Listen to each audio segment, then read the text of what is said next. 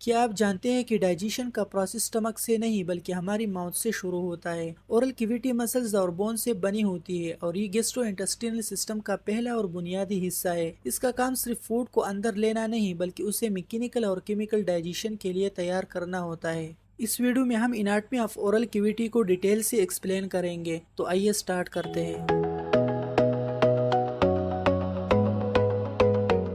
The oral cavity is an irregular space that is bounded by muscles and bones.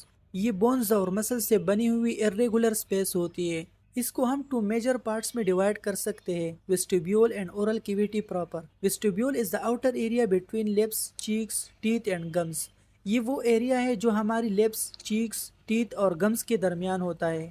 Oral cavity proper ہماری دانتوں کے اندر کا central حصہ ہے جہاں ٹنگ اور پیلٹ موجود ہوتے ہیں۔ سارا چیونگ اور سوالونگ کا کام اسی جگہ ہوتا ہے۔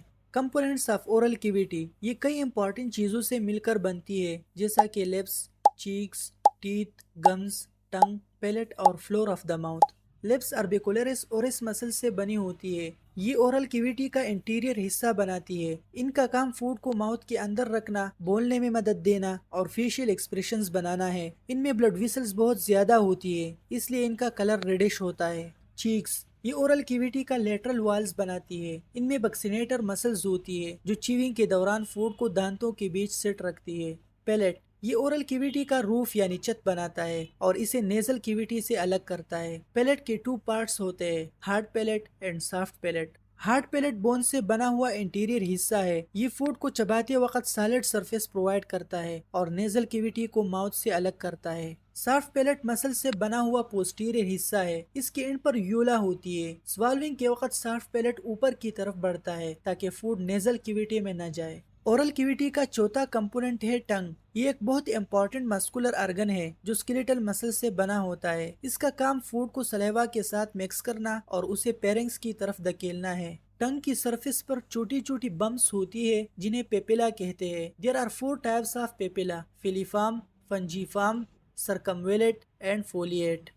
فیلیفارم سب سے زیادہ مقدار میں ہوتی ہے اور یہ ٹنگ کے انٹیریئر 2/3 حصے کو کور کرتی ہے۔ ان میں ٹیسٹ بڈز نہیں ہوتے، اسی لیے ٹیسٹ سینسیشن میں ان کا کوئی رول نہیں ہے۔ ان کا مین فنکشن میکینیکل ہوتا ہے، یعنی فوڈ کو پکڑ کے رکھنا، اسے موو کرنا اور چباتے وقت گرپ پرووائڈ کرنا۔ فنجیفارم مشروم جیسے ہوتی ہے اور یہ ٹنگ کی ٹپ اور سائڈز پر زیادہ ہوتے ہیں۔ اس میں ٹیسٹ بڈز موجود ہوتے ہیں، اس لیے یہ ٹیسٹ سینسیشن میں امپورٹنٹ رول پلے کرتے ہیں، خاص طور پر سویٹ اور سالٹی ٹیسٹ کے لیے۔ سرکمویلٹ سب سے بڑی سائز والے ہیں لیکن تعداد میں کم ہوتے ہیں، تقریباً 8 سے 12 تک۔ یہ ٹنگ کے پوسٹیریئر حصے پر وی شیپ لائن کی شکل میں ارینج ہوتے ہیں جسے سلکس ٹرمینلس کہا جاتا ہے۔ ان میں بہت زیادہ ٹیسٹ بڈز ہوتے ہیں جو زیادہ تر بٹر ٹیسٹ کو ڈیٹیکٹ کرتے ہیں۔ فولیٹ ٹنگ کی لیٹرل سائڈ پر پوسٹیریئر ریجن میں ہوتی ہے۔ ان میں بھی ٹیسٹ بڈز موجود ہوتے ہیں لیکن ایڈلٹس میں یہ کم ڈیولپ اور بچوں میں زیادہ فنکشنل ہوتی ہے اور ٹیسٹ سینسیشن میں ہیلپ کرتی ہے۔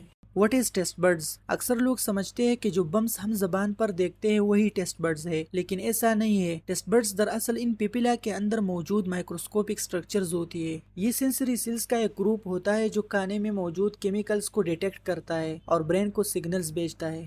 لوکیشن آف ٹیسٹ بڈز، یہ فنجیفارم، سرکمویلٹ اور فولیٹ پیپیلا کی والز پر موجود ہوتی ہے، لیکن یاد رہے کہ فیلیفارم پیپیلا میں کوئی ٹیسٹ بڈز نہیں ہوتا۔ ان کا کام صرف فوڈ کو پکڑنا اور زبان کو رف سرفیس دینا ہے۔ Teeth, the champions of mechanical digestion، یہ ہماری اورل کیویٹی کی وہ امپورٹنٹ اناٹمیکل سٹرکچرز ہے جو فوڈ کو چھوٹے چھوٹے حصوں میں کنورٹ کرنے کا کام کرتا ہے۔ Types of teeth, human life میں 2 طرح کی ٹیتھ پیدا ہوتے ہیں: ڈیسیڈس اینڈ پرماننٹ۔ ڈیسیڈس کو میل ٹیتھ بھی کہا جاتا ہے۔ یہ بچوں میں ہوتے ہیں اور ان کی کل تعداد 20 ہوتی ہے۔ اس سیٹ میں انسیزرز، کینائنز اور مولرز شامل ہے، مگر پری مولرز ان میں نہیں ہوتے۔ پرماننٹ ٹیتھ، یہ ایڈلٹ ہیومن میں ہوتے ہیں۔ ان کی ٹوٹل تعداد 32 ہوتی ہے اور یہ زندگی بھر فنکشنل رہتی ہے۔ ان میں شامل ہے incisors, canines, premolar and molar. Anatomy of tooth, اس کو 3 بیسک پارٹس میں ڈیوائڈ کیا جاتا ہے: کراؤن، نک اینڈ روٹ۔ کراؤن روٹ کا ویزیبل حصہ ہے، نک کراؤن اور روٹ کے درمیان کا حصہ ہے، اور روٹ جا بون کے اندر ایکسٹینڈ ہوتا ہے جو ٹوتھ کو سپورٹ اور سٹیبلٹی فراہم کرتا ہے۔ گمز، جنہیں میڈیکل لینگویج میں جنجیوا کہا جاتا ہے۔ یہ دراصل سافٹ ٹیشوز ہوتی ہے جو بون کو کور کرتی ہے۔ گمز کا سب سے امپورٹنٹ کام دانتوں کو ان کی جگہ پر مضبوطی سے پکڑ کر رکھنا ہے اور اس کو جا بون کے ساتھ اٹیچ کرنا ہے۔ ہیلدی گمز ایک سیل کی طرح کام کرتی ہے۔ یہ دانتوں کی روٹس اور سینسیٹیو حصوں کو فوڈ پارٹیکلز اور ہارمفل بیکٹیریا سے بچاتی ہے۔ Salivary glands are exocrine glands in the mouth that produce saliva, which is essential for digestion, speech, taste, and oral protection by keeping tissues moist and fighting bacteria. There are two types of glands in our body, exocrine and endocrine. Exocrine glands وہ glands ہے جو اپنی secretion کو ایک ڈکٹ کے ذریعے کسی خاص سرفیس یا ارگن تک پہنچاتی ہے، جبکہ انڈوکرائن گلینڈ میں کوئی ڈکٹ نہیں ہوتی، یہ اپنی سیکریشن کو سیدھا بلڈ سٹریم میں شامل کر دیتی ہے۔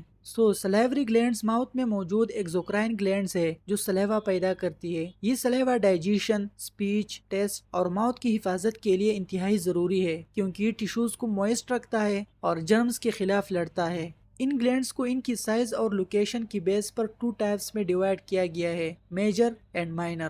میجر سلیوری گلینڈز بڑے سائز والے ہیں جو پیرس کی صورت میں پائے جاتے ہیں۔ ان میں شامل ہے پیروٹڈ، سب مینڈیبولر اینڈ سب لنگول۔ پیروٹڈ گلینڈ کی سائز سب سے بڑی ہوتی ہے اور یہ ایکسٹرنل ایئر کے نیچے اور سامنے یعنی پری اریکولر ریجن میں موجود ہے۔ اس کی ڈکٹ کو سٹینسنز ڈکٹ کہتے ہیں جو اوپر سیکنڈ مولر کے قریب کھلتی ہے۔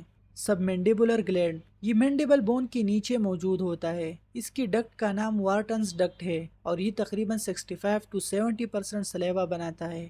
سبلنگول گلینڈ کا سائز تھوڑا کم ہوتا ہے اور یہ فلور آف دا ماؤتھ یعنی ٹنگ کے بالکل نیچے موجود ہوتا ہے۔ اس کی سیکریشن کئی چھوٹی ڈکٹس کے ذریعے کھلتی ہے جنہیں ڈکٹس آف ریوینس کہا جاتا ہے۔ مائنر سلیوری گلینڈز یہ تعداد میں 800 سے 1000 تک ہوتے ہیں جو لپس، چیکس، پیلیٹ اور ٹنگ کی لائننگ میں بکھرے ہوتے ہیں۔ ان کا کام ماؤتھ کی سرفیس کو مسلسل موئسٹ رکھنا ہے۔